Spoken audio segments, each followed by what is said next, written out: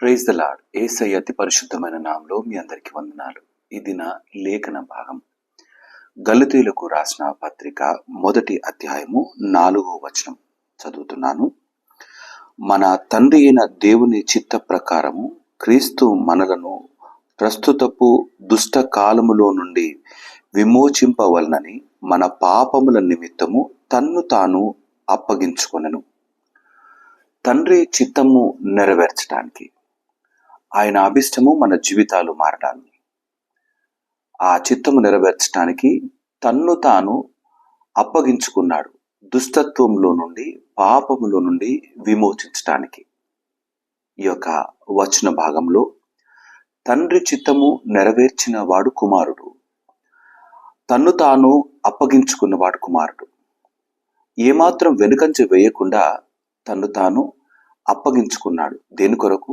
మన యొక్క దుష్ట స్థితి నుండి, పాపపు స్థితి నుండి విడుదల కలిగించడానికి కుమారుడు తను తాను అప్పగించుకున్నాడు. ఆయన అప్పగించుకున్న ఈ యొక్క బలియాగంలో ఎవరు లాభపడ్డారు? మనమే. దీని కొరకు మనమేమైనా ఆయనకి ఏదైనా ఇచ్చామా అంటే ఏమీ ఇవ్వలేదు. మనం ఇంకనూ పాపలం ఉండగానే, పాపపు స్థితిలో బ్రతుకుతున్నప్పుడే మన జీవితాలను మార్చుట కొరకు ఆ పవిత్రుడు, ఆ పరిశుద్ధుడు ఆ కలువరి శిలువలో మన కొరకై బలియాగమైనాడు. అయితే మనము ఆ పవిత్రతను, ఆ విడుదలను అనుభవించాలి అంటే, ఆ విమోచన జీవితాన్ని కలిగి కొనసాగాలి అంటే, ఆయన ఇచ్చిన విడుదలలో ఆయనను కలిగిన స్వతంత్ర జీవితాన్ని జీవించాలి అంటే మన జీవితాలను ఆయనకు అప్పజెప్పుకోవాలి. సంపూర్ణముగా అప్పజెప్పుకోవాలి. కొంత నాది కొంత నీది అనే మాట కాదు.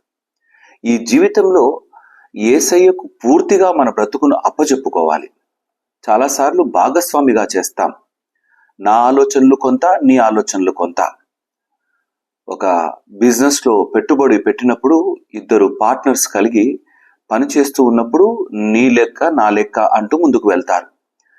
యేసయ్యతో కలిగే జీవితం అటువంటిది కాదు.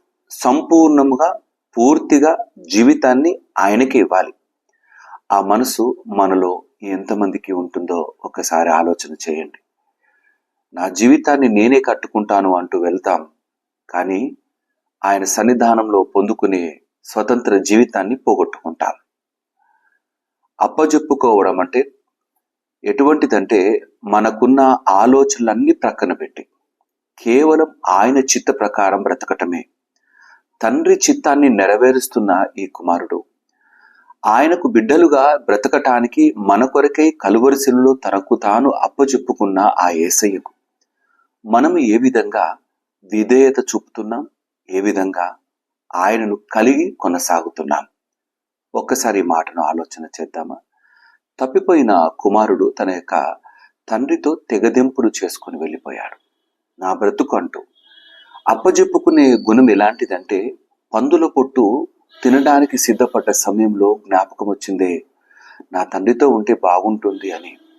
నేను కూలివానిగానైనా పనిచేస్తా, ఇంట్లో పనివానిగానైనా పని చేస్తా, నేను మాత్రం నా తండ్రి దగ్గరికి వెళ్తానని వెళ్ళాడే అంటే, తన బ్రతుకు ఇక ఏ విధంగా ఉన్నా సరే నా తండ్రితోనే అంటూ పశ్చాత్తాపడి వెళ్ళాడే, తండ్రికి అప్పచెప్పుకున్నాడు తన జీవితాన్ని.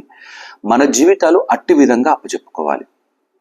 మన బ్రతుకులను ఆయన ఏ విధంగా తీర్చిదిద్దుతాడో, ఏ విధంగా నిలబెడతాడో, ఏ విధంగా నడిపిస్తాడో ఆయనకే, ఆయన ఇష్టమే అంటూ అప్పచెప్పుకోగలిగిన జీవితంలో ఉంటే ఆయన మనకిచ్చే విమోచన, విడుదల, పవిత్రత, పరిశుద్ధత కలిగిన వారముగా ఈ లోకంలో ఆయనకు సాక్షులుగా నిలబడగలం. అటు నమ్మకమైన అప్పగింపు కలిగిన జీవితాన్ని, ఆయన చేతిలో మన బ్రతుకులను అప్పజెప్పి ఆయన మనల్ని నడిపించే తీరులో ముందుకు కొనసాగడానికి దేవుడు మనకు శక్తినిచ్చి అటు నమ్మకమైన జీవితంలో నిలబడుటకు కృప చూపించును గాక. ఆమేన్. దేవుడి మాటలు దీవించి ఆశీర్వదించును గాక. దయచేసి తల వంచుదాం, ప్రార్థన చేసుకుందాం. మా ప్రియ యేసయ్య, మీకే వందనాలు. నా తండ్రి, నువ్వు తండ్రి చిత్తాన్ని నెరవేర్చుటకు ఇష్టపడ్డా దేవుడు. నా తండ్రి, అయ్యా మా కొరకై నా తండ్రి విమోచించుట కొరకు నీ ప్రాణాన్ని బలిగా అర్పించిన దేవుడు. నీకే స్తుతులు చెల్లిస్తున్నాం. నిన్ను కలిగి కొనసాగే నమ్మకమైన జీవితంలో మమ్మల్ని నిలబెట్టమని ప్రార్థన చేస్తున్నాను. మాకు విమోచన మరెవ్వరి ద్వారా లేదు, మాకు పాపపు నుండి విడుదల మరెవరి ద్వారా లేదు, నీ ద్వారే దేవా. నాయన కొన్నిసార్లు నిన్ను దూరంగా వెళ్ళిపోతున్నాం. మమ్మును మేము నీకు అప్పచెప్పుకోకుండా నా తండ్రి మేము బ్రతికేస్తున్నాం. ఆయన అట్టి రాతి హృదయం నుండి మమ్మల్ని నెమ్మదైన నమ్మకమైన జీవితంలో విశ్వాస బ్రతుకులో నిలబెట్టండి. నీ వాక్కును బట్టి వందనాలు. నిరీక్షణ జీవితంలో స్థిరపరిచి మమ్మల్ని నడిపించమని ప్రార్థన చేస్తూ ఉన్నాం. ఈ దినము నా తండ్రి నాయన ఇంకా విడుదల లేక నా తండ్రి ఇంకా నాయన పాపమనే కాడి క్రింద ఉన్న ప్రతి బిడ్డను నీ దయగల చేతికి అప్పచెప్తున్నాను.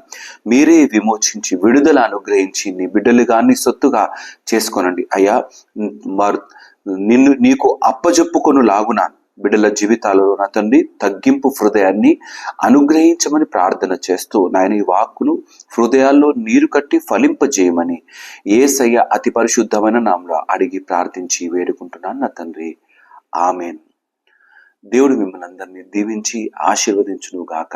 ఆమెన్. అందరికీ ప్రైజ్ ద లార్డ్. వీలైనంత మట్టుకు ఈ యొక్క వాక్యాన్ని అనేకులకు షేర్ చేయడానికి ప్రయత్నం చేయండి. దేవుడు దీవించి ఆశీర్వదించును గాక. ఆమెన్.